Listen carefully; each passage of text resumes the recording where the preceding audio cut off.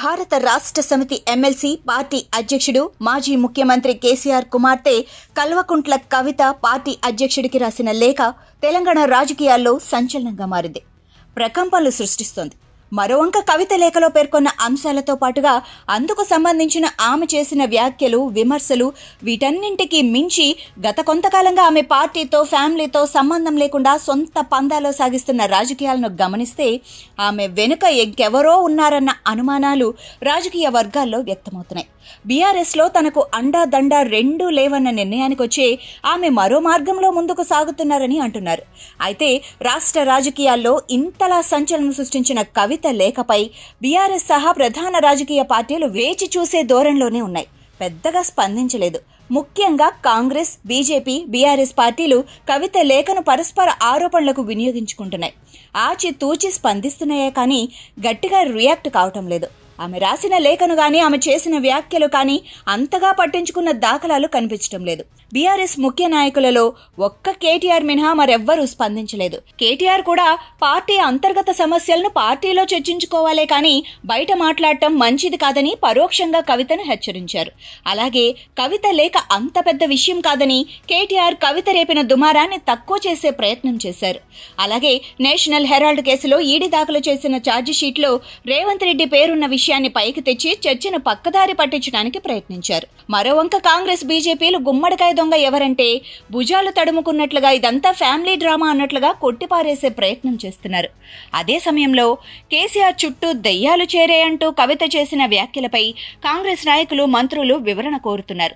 ఆ దెయ్యాల పేర్లు చెప్పాలని డిమాండ్ చేస్తున్నారు. అలాగే కేంద్ర మంత్రి బండి సంజయ్ సహా బీజేపీ ఎంపీలు, కాంగ్రెస్, బీఆర్ఎస్ పార్టీలు జాయింట్ గా డ్రామాలాడుతున్నాయని అంటున్నారు. అయితే నిజంగానే ఇది ఫ్యామిలీ డ్రామానే అయినా ఈ డ్రామాలో బీఆర్ఎస్ తో పాటుగా కాంగ్రెస్, బీజేపీ పాత్ర కూడా ఉందని రాజకీయ పరిశీలకులు పేర్కొంటున్నారు. నిజానికి పైకి కనిపిస్తున్న చిత్రానికి, లోపల జరుగుతున్న తతంగానికి మధ్య పొంతన, పోలిక లేదని అంటున్నారు. ముఖ్యంగా 2028 అసెంబ్లీ ఎన్నికల నాటికి రాష్ట్రంలో తిరుగులేని శక్తిగా ఎదిగేందుకు వ్యూహాత్మకంగా పావులు కదుపుతున్న బీజేపీ బీఆర్ఎస్ ను బలహీనపరిచేందుకు ఢిల్లీ మద్యం కుంభకోణం కేసులో చిక్కిన కవితను పావుగా ఉపయోగించుకునే వ్యూహాన్ని అమలు చేస్తోందని అంటున్నారు. నిజానికి ఢిల్లీ మద్యం కేసులో అరెస్టై బెయిలుపై విడుదలై వచ్చిన తరువాతనే కవిత ధోరణిలో మార్పు వచ్చిందని, ముఖ్యంగా తాను కష్టాల్లో ఉన్న సమయంలో తనను పార్టీ, ఫ్యామిలీ పట్టించుకోలేదన్న బాధ ఆమెలో ఉందని మెల్లమెల్లగా బయటకొస్తోందని అంటున్నారు. ఈ నేపథ్యంలోనే కవిత బీజేపీకి దగ్గరయ్యారని అంటున్నారు. అందుకే జైలు నుంచి బెయిలుపై వచ్చిన తర్వాత కవిత బీఆర్ఎస్ తో అంటీ ముట్టనట్లు ఉండటమే కాకుండా తెలంగాణ జాగృతి వేదికగా రాష్ట్ర వ్యాప్తంగా పర్యటనలు చేస్తున్నారు. మరోవంక సామాజిక తెలంగాణ నినాదాన్ని పైకి తీసుకొచ్చి బీసీలో పట్టు సాధించే ప్రయత్నాలు చేస్తున్నారు.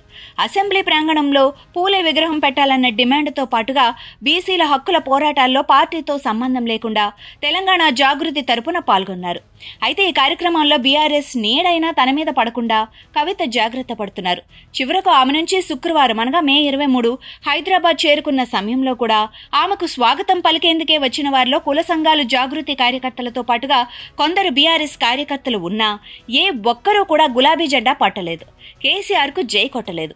అంటే బీఆర్ఎస్ తో సంబంధం లేకుండా కవిత సామాజిక తెలంగాణ ఉద్యమానికి శ్రీకారం చుడుతున్నారని, ఈ ప్రయత్నాల్లో ఆమె సక్సెస్ అయితే సామాజిక తెలంగాణ నినాదంగా సొంత పార్టీని ఏర్పాటు చేయవచ్చని అంటున్నారు.